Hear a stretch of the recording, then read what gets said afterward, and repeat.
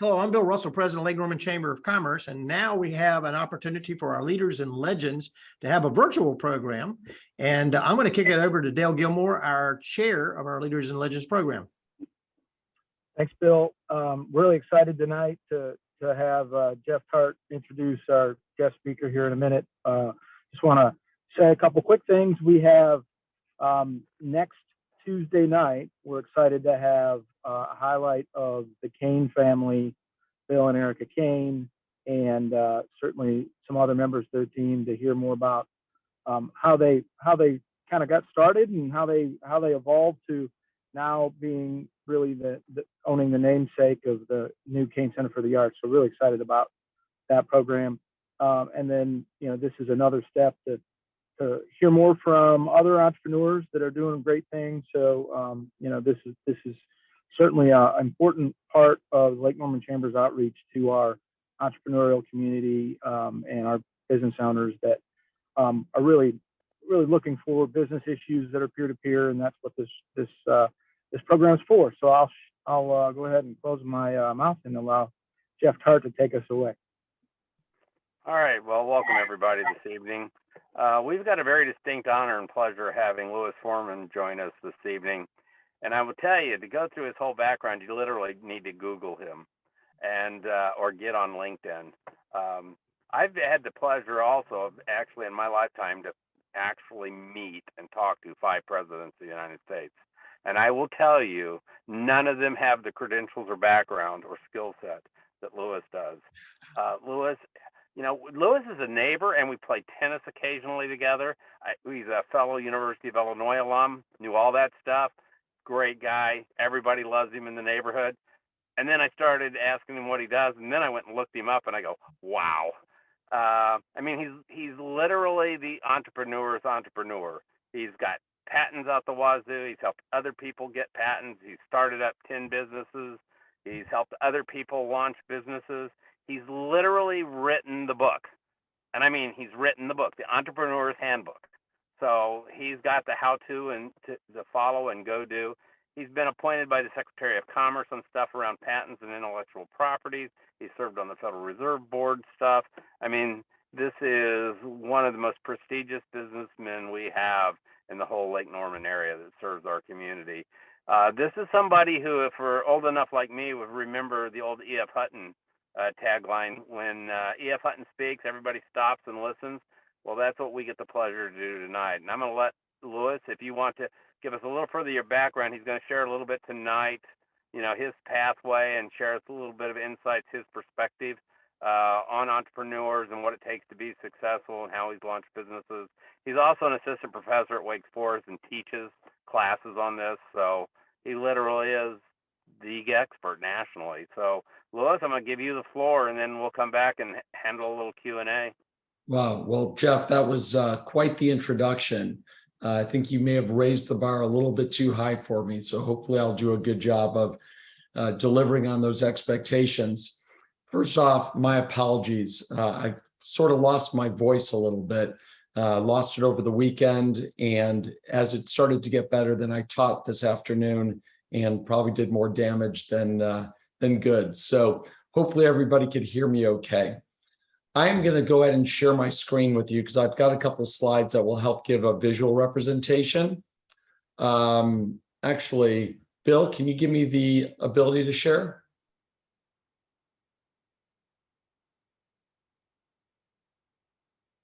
You're muted, Bill. If you need to let us know anything. Yeah, I just made him a co-host, so you should be able to do that. All right. Can everyone see? Let's see. I'm assuming everyone can see my slides now, right? Whoops. Hold on one second. I can.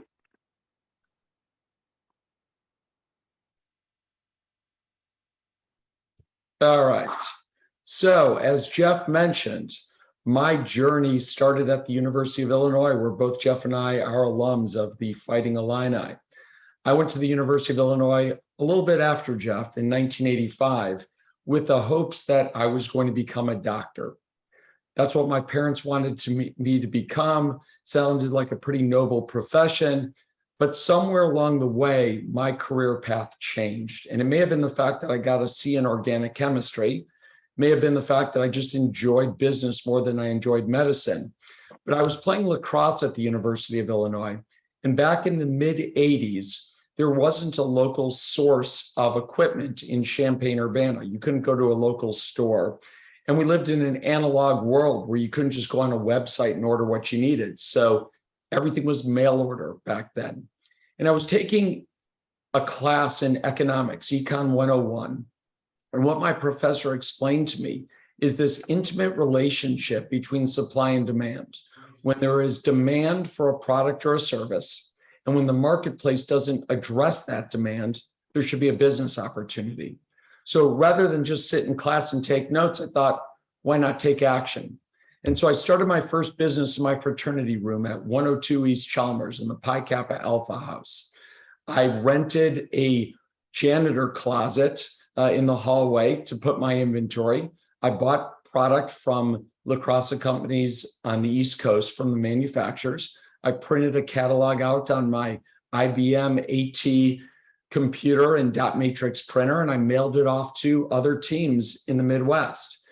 And keep in mind, back in the mid 80s, and you're all old enough to kind of understand this, we didn't have cell phones and we didn't have email. So we did business in a very analog way. The phone would ring. Normally I was in class, so it would be answered by an answering service. And then I walked around campus with a digital pager on my belt. And so anytime someone had to get in touch with me, I was paged, and then I would call in on a payphone to speak with them. When I explain this to my students, they have no idea what I'm talking about. They can't comprehend a world where we have cell phones. And certainly a digital pager, only drug dealers have that. So it made me a pretty popular person on campus. But there were some great lessons that came out of that experience. And we leveraged whatever technology we had available to grow that company.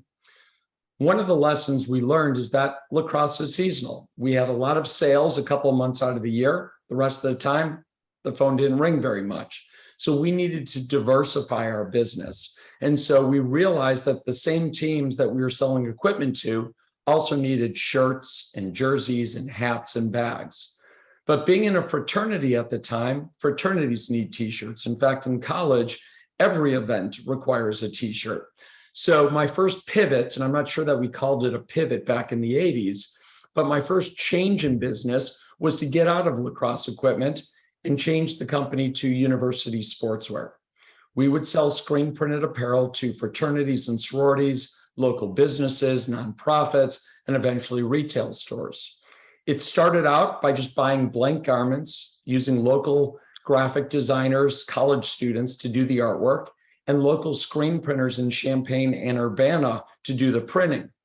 But the real inflection in our business is when we realized that if we wanted to grow, if we wanted to control our destiny, and if we wanted to be able to control the quality and delivery of our product, we had to go into manufacturing ourselves.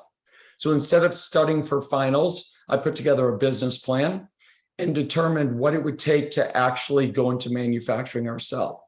And so by the time I left college, that business that I started at 102 East Chalmers was the 24th largest screen printing company in the United States. I had 300 employees, 80,000 square feet of manufacturing space, and we were producing in the order of 4 to 5 million t-shirts every single year. More shirts in a week than all the screen printers in Champaign-Urbana were doing in a year combined. So we were a high volume manufacturer producing for some of the biggest sports brands in the world. So I sold that company in 1995 and I moved here to Charlotte to start a NASCAR apparel business. NASCAR was popular. We were doing a lot of manufacturing for NASCAR brands and we wanted to be closer to the action. So I took a dozen of my best employees, moved them to Charlotte, set up an office at Exit 18 on Harris Boulevard, and we were off and running. 18 months later, we were doing nearly $30 million in revenue, and I sold the company to a public company, Toltex Corporation, out of Martinsville, Virginia. So that was my second major liquidity event or exit. And after selling the company, my wife and I decided staying in the Lake Norman area made a lot of sense. We really weren't anxious to get back to Illinois.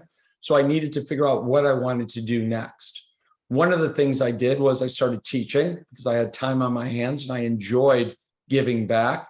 But the other thing I decided was I needed to pursue other opportunities. And so the next business I started was a company called Enventys. And we're actually just celebrating our 21st anniversary. The business is located in Charlotte near Bank of America Stadium. And what we do at Enventys is we design, engineer, develop, and launch consumer products and medical devices. We've got a staff of about 80 people, mechanical engineers, electrical engineers, biomedical engineers, industrial designers, plus all the brand and marketing experts to not only go from a concept, but to the store shelf. And so we're very diverse in what we work on. We've been involved in over 2,400 different products that we've designed and engineered. Our patent portfolio is nearly 750 patents. So we're very prolific in the area of intellectual property. And we've helped launch over 450 new products. The other thing that we're really good at is crowdfunding. Reward crowdfunding, Kickstarter, Indiegogo is a great way to go out and get market validation from consumers before you incur all the risk associated with manufacturing a product and building up inventory. And so that's been another area that we've really grown. We work with large Fortune 500 companies in the consumer products and healthcare space. Stryker as an example. Donjoy Orthopedic, we developed a line of orthopedic braces, now over 170 products we've done for them. We do infant and baby products. We did the very first stroller for Britex and a number of car seats for them. We do apparel for companies like Oakley. We do work with entrepreneurs. Bill and Brian Troutman, father and son, came to us with an idea, an automatic paper towel dispenser that would work with any brand of towels in the kitchen. And we helped build that product, launch that product, and then they exited by selling it to Georgia Pacific. But we also want to educate and inspire. And back in the early 2000s, there was no TV show around innovation. There was reality TV around cooking and fashion and dancing and singing, but no one had ever taken on innovation. Shark Tank didn't exist yet, but there seemed to be interest. So in 2005, we launched a PBS reality show called Everyday Edisons. We did 4 seasons, 52 episodes. We won a couple of Emmys for it. And what we were able to do on this TV show was chronicle the journey that you go through from that sketch on a napkin or eureka moment to seeing your product on a store shelf. Each week, you would watch the evolution of the product from design and engineering to prototyping and manufacturing. And then eventually, by the end of the season, you'd watch as the inventor would walk into Bed Bath & Beyond or PetSmart or Home Depot, and there their product would be on a store shelf. We didn't have to throw people off an island. We didn't have to humiliate people. But what we were able to do is show the real process of innovation. And along the way, interview successful entrepreneurs, guys like James Dyson, who shared his story about his 5,127 prototypes before he was satisfied with his vacuum cleaner. And of course, being a PBS TV show, we could be a lot friendlier. We got to hang out with a lot of celebrities. Barney was always telling us how much he loved the show, which was kind of a little creepy at times. But we also wanted to educate through print. And so we purchased Inventor's Digest magazine. It's a publication that's been around now for 37 years. And we continue to publish this magazine as a way to give back to the innovation community. It's a free resource. You can go to inventorsdigest.com. And there's amazing stories every single month about the successes and the failures that innovators face when bringing their products to market. But one of the things that I enjoy more than anything is giving back. And I do that through teaching. 20 years ago, I started doing seminars for CPCC. I was then asked to teach a class at Belmont Abbey, then Johnson & Wales, and the McCall School at Queen's University. I teach grad school at Central Michigan University. And for the last 3 years, I've been an assistant professor at Wake Forest. So 2 days a week, I go out to Winston-Salem and have about 250 students a year going through the Introduction to Entrepreneurship class. Entrepreneurship is hot. It's what kids are interested in. Most of the college students want to, at some point, have their own business. They want to control their own destiny. And so in my line of work, what I find is that everybody has ideas.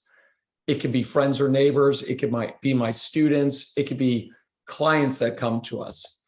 But from the standpoint of ideas, how do you get from having that great idea to actually making money from it? Now, obviously, I'm talking to a bunch of entrepreneurs, so you probably know the answer. And that is the difference between having that great idea and making money from the idea is execution. It's follow through. It's doing something with that idea. And so ideas generally are easy to come up with.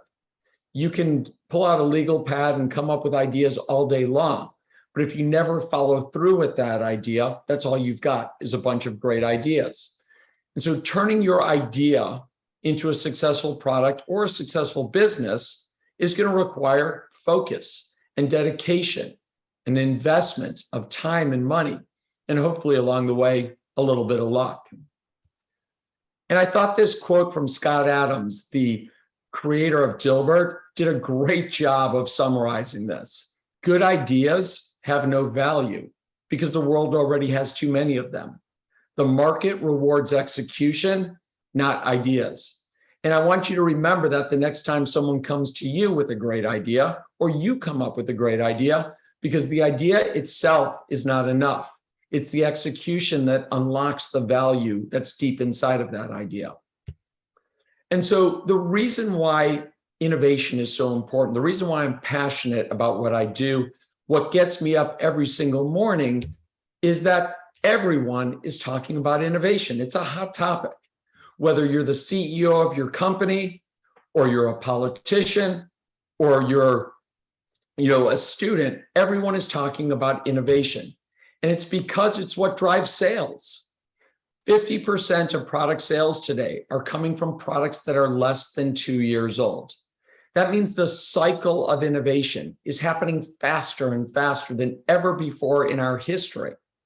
And that's because consumers are no longer satisfied with what they bought yesterday. They're continuously looking for something that's new and improved.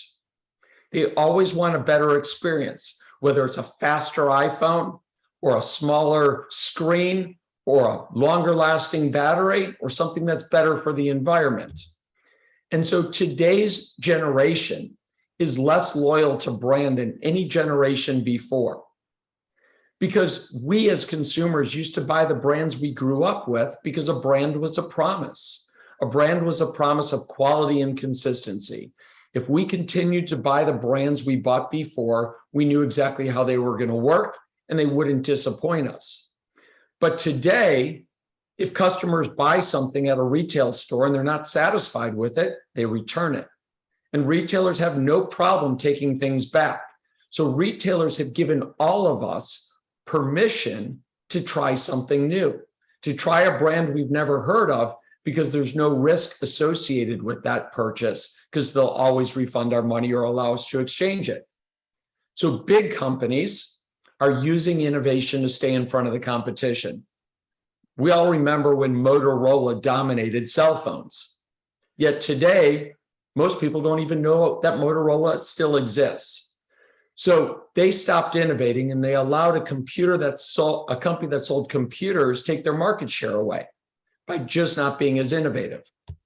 But the great thing about innovation is that it levels the playing field. It allows any one of our companies to compete with the biggest companies in the world by just being more innovative. I still remember when the word came out that Apple was working on a phone. It was like an April Fool's joke. Like, what could a computer company do to compete against Nokia, Motorola, Siemens, BlackBerry, right? Those were telecommunications companies. Apple was a computer company that had a music device. And so innovation allows startups, it allows companies to enter a new space and take market share away. But it all comes down to the execution. If you're just talking about what you're doing, you're never going to win. And so we live in a world today where you either disrupt your competition or it's just a matter of time before you're disrupted yourself.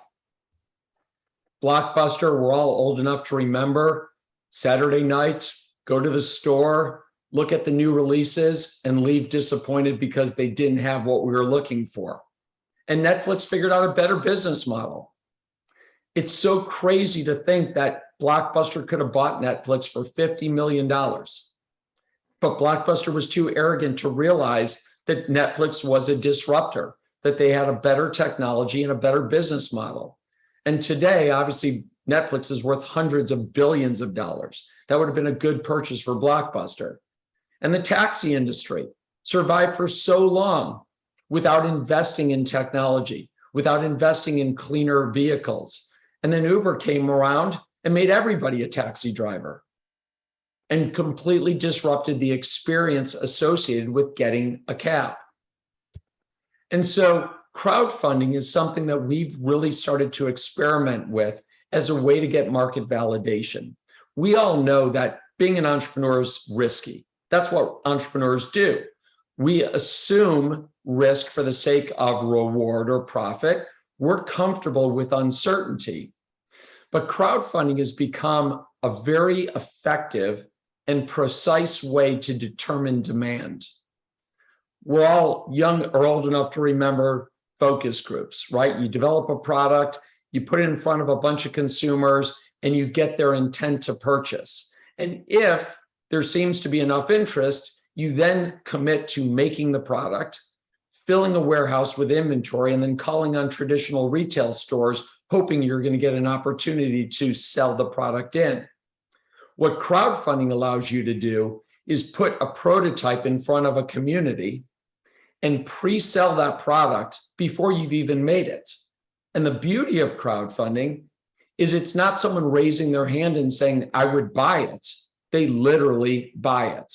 And you collect the money before you even make it. That's unheard of in our world.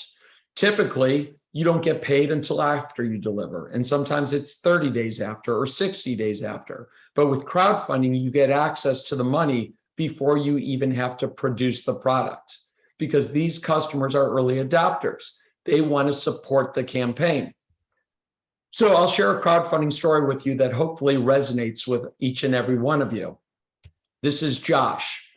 Josh Malone lives in Texas, and in Texas, it's hot. And Josh has 9 kids, and his kids like to have water balloons fights when it's hot. The problem is that filling up a water balloon when you got 9 kids is really, really time consuming. You could buy a bag of 100 water balloons for 99 cents. You take one balloon out at a time, stretch it over a hose, fill it. Hopefully you don't put too much water in, because if you do, you can't tie it. And if you don't put enough water in it, it doesn't pop when you throw it at your sister. Well, Josh came up with a better solution. He figured out a way to fill 35 water balloons simultaneously by attaching each balloon to a straw. Each straw is tied to the balloon with a rubber band, and those 35 straws feed up into one nozzle that is attached to a hose or a faucet.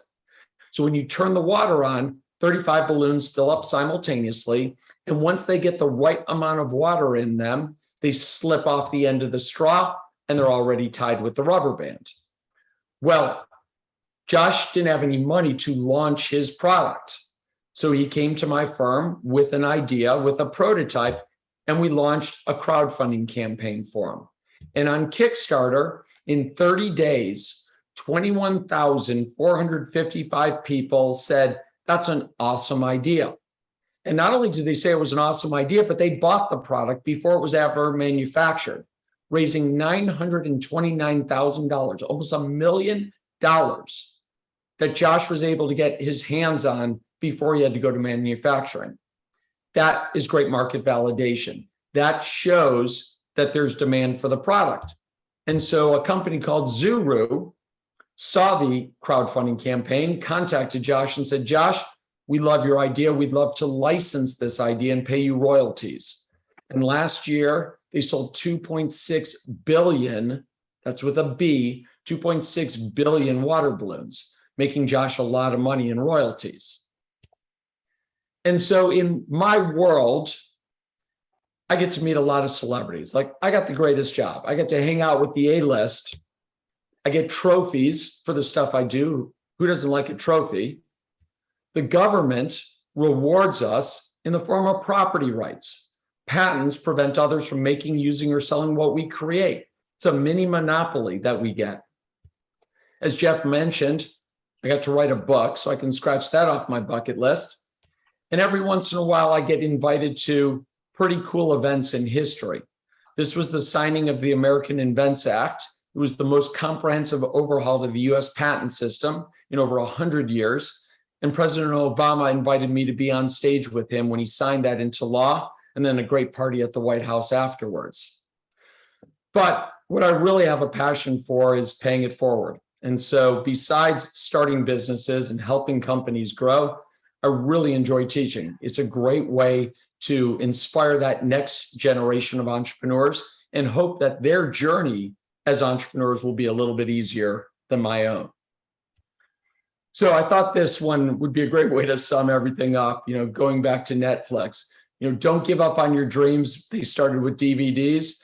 We all remember the original Netflix model where they sent you DVDs in the mail, and then you returned those movies, and then you got your next batch of movies in the mail. Obviously, they've continued to innovate. They figured out that their original business model wasn't necessarily their best business model. And the same goes true with your own dreams, that if you follow through, if you execute, you can eventually succeed in what you do. So over the years, I've got to meet some really great entrepreneurs and great inventors.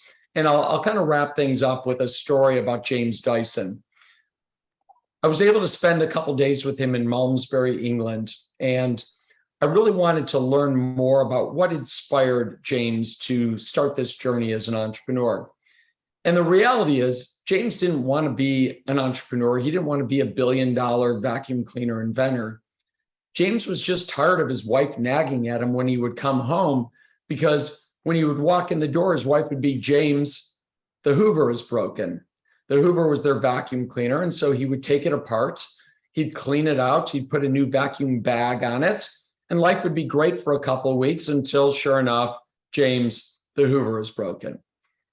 And what frustrated James wasn't the fact that he had to change the bag. All vacuum cleaners had bags. It's that the bag wasn't full. In fact, some of the times the bag only was a quarter full or a half full. But the dust inside that vacuum cleaner bag would clog the pores. That's what reduced the suction, and that's what hurt the performance. And so every day when he went to work, he passed by a lumber mill, and that lumber mill had a huge cyclonic vacuum system up on the roof that sucked sawdust all day long and never clogged. And so he thought, why does it work at that scale, but it doesn't work for his expensive Hoover vacuum cleaner? And so he did what most inventors do. He reduced his idea to practice and built a prototype. Except James didn't have a 3D printer. James didn't have all this elaborate rapid prototyping equipment. James used what he had available, and that was cereal boxes and duct tape. And he built the world's first vacuum cleaner that didn't need a bag and wouldn't lose suction with duct tape and cereal boxes. And so the next day he brought it to his office. He had a small business with his brother-in-law and family friend, and he showed him what he had created, thinking that they would get excited about what he had built. And they looked at his idea and they said, "James, who are you to believe that you can create something that Hoover or Eureka hasn't already done?" Now, of course, they said it in a British accent, so it sounds so much more sinister than the way I say it, but they dumped cold water on his dream. And not only did they say it was a bad idea, but they said if he wanted to pursue it, he would have to pursue it on his own and leave the company. And so that's what he did. He left the business. He went out on his own, thinking that he was going to become a successful entrepreneur. And so he started to talk with customers. He started to talk with, manufacturers, but no one was interested. Years go by. He's not generating any revenue. He's not generating any investment. So he decides, all right, I'm going to go to the United States. I'm going to show this to a leading vacuum cleaner. In fact, the largest vacuum cleaner company in the world. And they're going to see the value in my idea. They're going to buy the idea from me.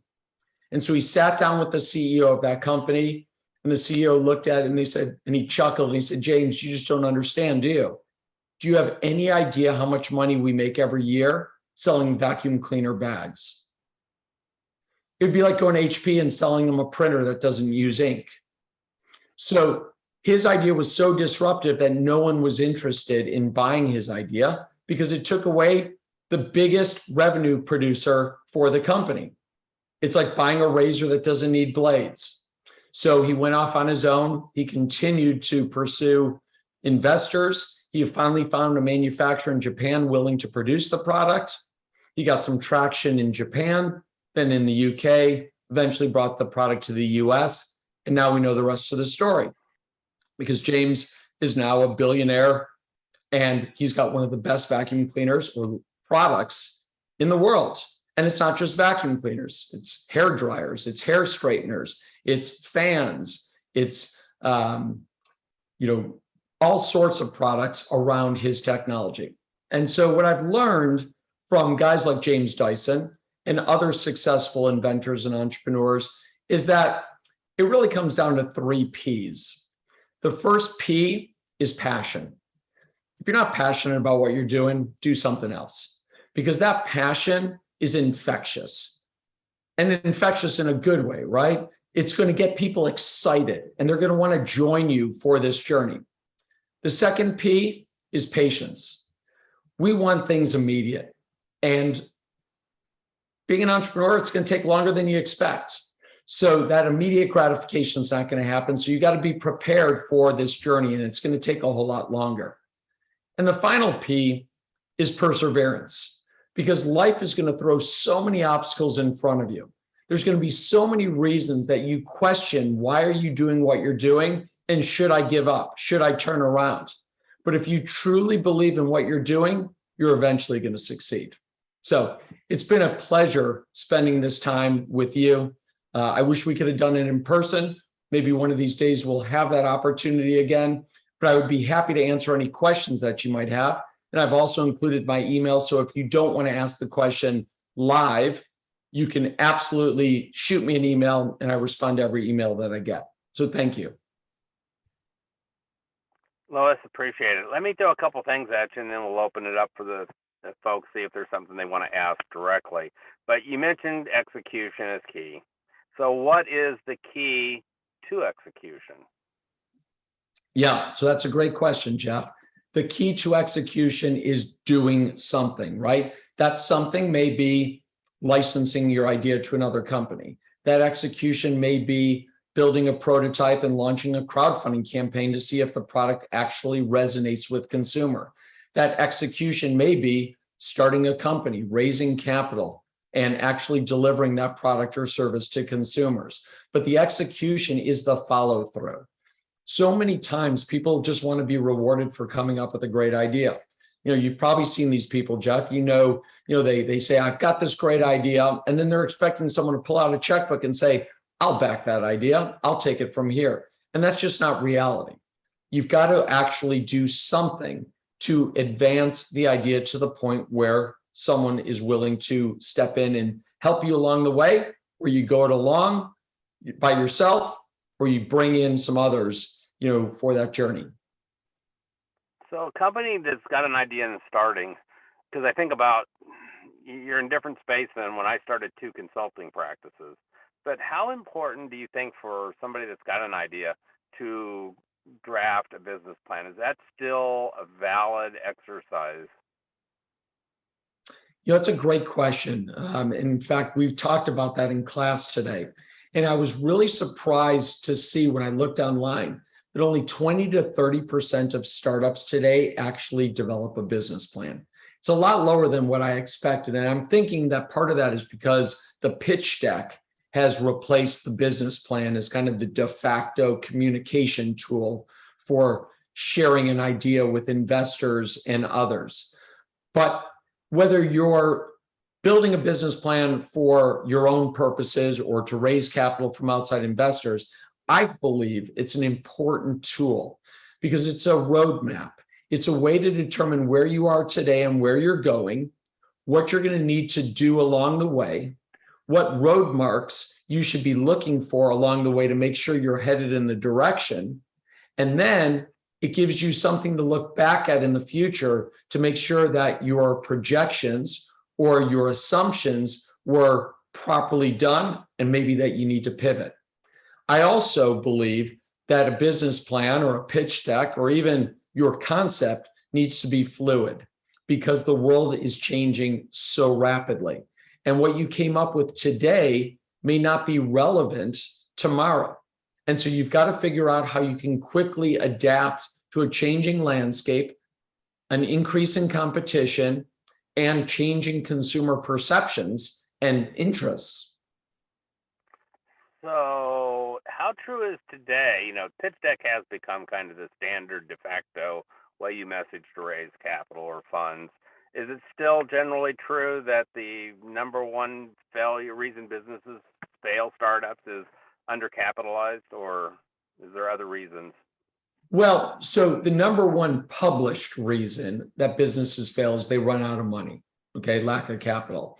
I think that that is very deceiving because at the end of the day, there's not going to be any money left in the business. But what leads to the fact that a company runs out of money is poor management, not enough demand. Maybe they didn't raise enough capital to begin with. Maybe the product's inferior to the competition. There's so many underlying reasons that could cause a business to fail. And then eventually, when the coroner comes in and declares that the business is dead, they say, all right, reason of death, lack of capital, because there's no money left in the bank when the business has completely gone under. But what led to that lack of capital, what led to the death of the business could be so many other issues that the entrepreneur didn't take into consideration. And so when you look at the statistics associated with failure, roughly 50% of businesses fail.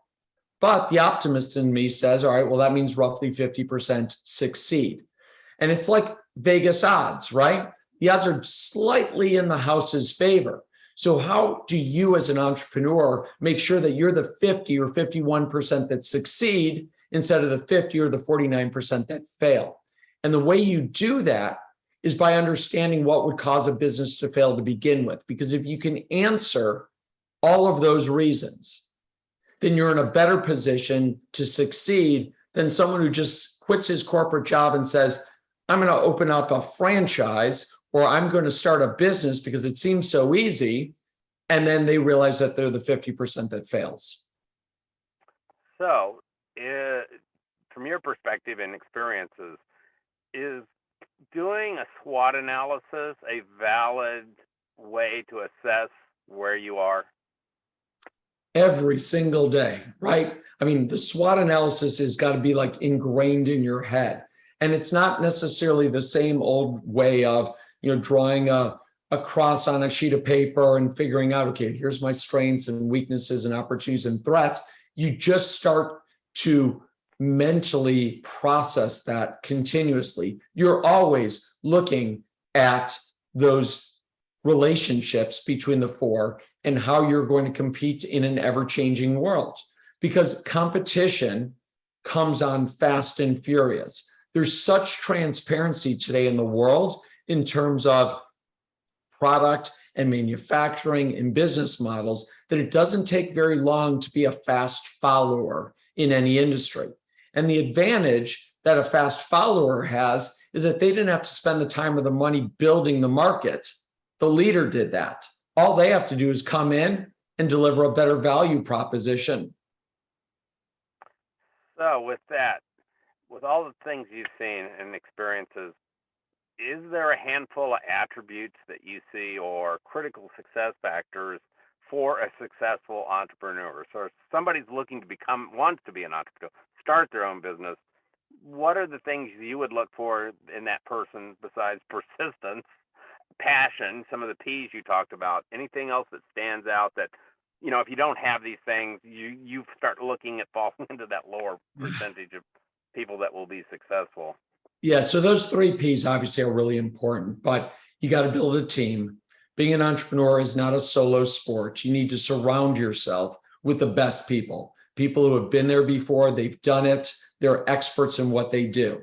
Whether those are partners in your company, whether those are employees, or whether those are experts that you hire as consultants, make sure that you bring the best people on this journey to make that journey that much safer and more successful. You also need to be able to kind of look in the mirror and question what you're doing every single day. Sometimes we get so enamored with our own idea because it solves a problem that we personally have. And we've got to realize that maybe there isn't a big enough market out there to justify why we're doing it. So that market research is so important. What I tell every prospective entrepreneur is before you start a business, before you start spending money, before you start investing, what you need to do is answer 5 questions. The first question, what is your product or service and what makes it unique? Because the reality is that everything that we need as consumers already exists. In fact, you're at a huge disadvantage because the competition is already there. The customer's already buying something from someone.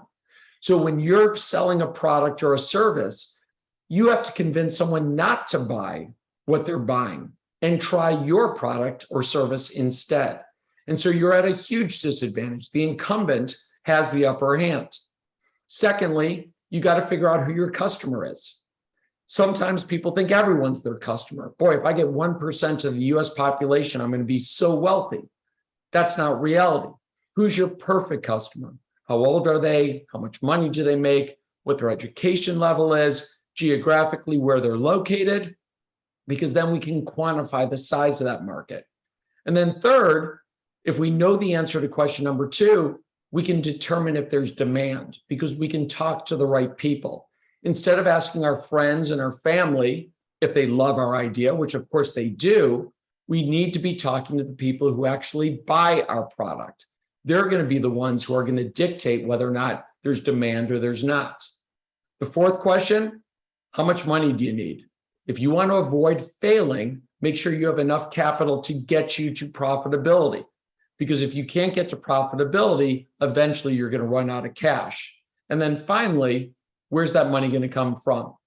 You don't want to be trying to figure that out once the business gets started. Identify the capital sources, whether it's your own money, whether it's friends and family, whether it's angel investors, or you're looking at venture capital. Make sure you've got enough money to get you to the point where the business is profitable.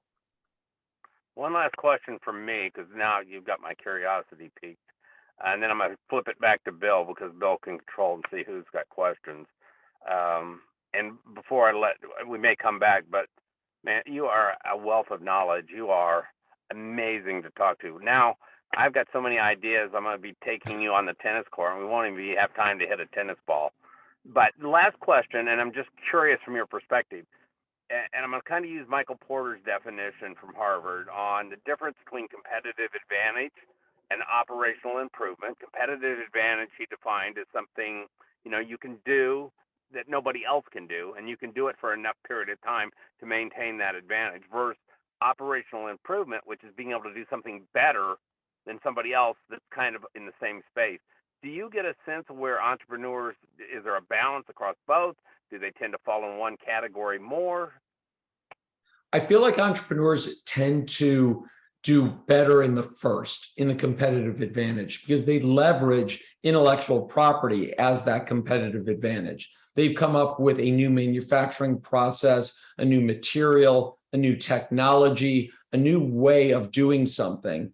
And they've got this period of exclusivity, this mini monopoly, where for 20 years from the date of filing, others cannot make, use, or sell what they've created. Whereas an operational excellence, eventually you could reverse engineer that and figure it out. There will always be a lower cost provider of a product or service. And it's a race to the bottom. Eventually, products become commoditized because competition comes in and keeps taking the price lower and lower to take market share away from the person in front of them. Whereas that competitive advantage is a franchise, it's defendable. And so if you can build that that franchise business, that, defendable IP position, you've got some period of time where others can't duplicate what you've created. Louis, thank you for addressing some of the things that hopefully were common interests of kind of getting some insights on. Bill, I'm going to flip it back to you. And if you've got anyone else that would have some questions, maybe we can pester Louis to stay on for a few more minutes. Thank you, Jeff. Does anybody have any questions of Louis? Jen? First of all, thank you. This was really, really useful. A lot of what you said really resonated for me. And one of the things that I thought was interesting in what you talked about is execution. You just need to be moving forward and doing something. And one of the things that I do in my business is teach people in the space of travel to build their own business. So our mission actually is cultivating successive travel entrepreneurship.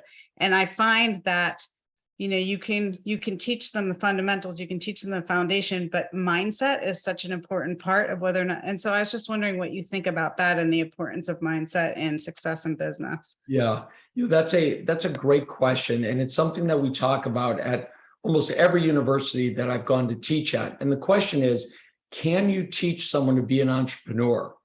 And honestly, I don't think you can teach someone to be an entrepreneur. But what I can teach someone is the skills and the tools that successful entrepreneurs use to be successful. Because ultimately, at the end of the day, what an entrepreneur is able to do is manage uncertainty. They're able to make decisions not based on spreadsheets and weeks and months worth of analysis. They make decisions in their gut. They get comfortable with something and they go forward or they go back, but they don't just capitulate on it for weeks and months and years. And so there will always be a segment of the population that's not comfortable with uncertainty. They want to work, collect a paycheck, and leave the stress at the office and enjoy the rest of their life. But 13% of the US working population are entrepreneurs. We're wired in a different way. I'm not sure what it was, what we were fed at birth, but we're willing to go out there and live with all the chaos and have our hair on fire because that's just how we're wired. And I just assumed everyone was that way until when I was in college and I started talking with my classmates about what I was doing, and they didn't understand it. They just didn't understand why you would start a company and why you wouldn't just graduate and get a job. Thank you. Anyone else? Hey, Louis, this is Dale. Just thinking out loud, do you do anything for kids? Because I saw the PBS stuff. Is there anything that's specific for kids that you've got experience around and touched? I'm curious only because the last comment that you made is like my favorite of the whole presentation. Stay in college and get a job versus go work for yourself. So.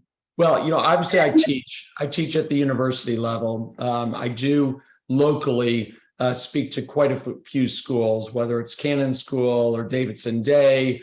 We have field trips that come to our office in Charlotte quite frequently with some of the Charlotte schools that bring their kids in to kind of learn about product development and innovation. The magazine is a great resource, for education. We're always trying to be a good, citizen, a good supporter of innovation in the community.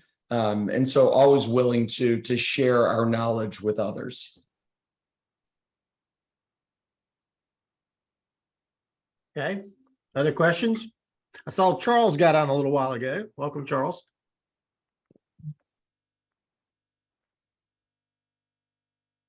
Any? Thanks, Bill. Running late, sorry. Sorry I missed part of it, but I enjoyed what I heard. Thank you very much. I have one quick question, and then, in being in the entrepreneurs organization for 20 some years, I've seen what I call the lifestyle entrepreneur and the the mission driven, I've got to do this or I will explode. You got any thoughts about that, and whether someone can successfully live their life without being consumed by the career and the entrepreneurial drive? Yeah, I think there's balance, right? So, one of the great things about being an entrepreneur is that you get to define success. So success for some entrepreneurs may be controlling their own destiny. Success may be being able to do something that they're passionate about doing. Success may be that they make more money than what they would be making working for someone else. Success may be building a family business that they can pass on from generation to generation. But no one person should measure or define success for you. You ultimately, as the entrepreneur, get the privilege of creating that definition. And so you can be very happy as a lifestyle entrepreneur where you're able to work the hours you want to work. Maybe you never get out of your pajamas. You run an online store and you just do everything from your computer, from your bedroom. Or maybe your business is traveling the world and getting to meet with great people and not spending a lot of time, at home. But ultimately, as an entrepreneur, there's so many different shades and variations of what an entrepreneur is and what they can do. But the beauty of it is you get to decide. Thank you.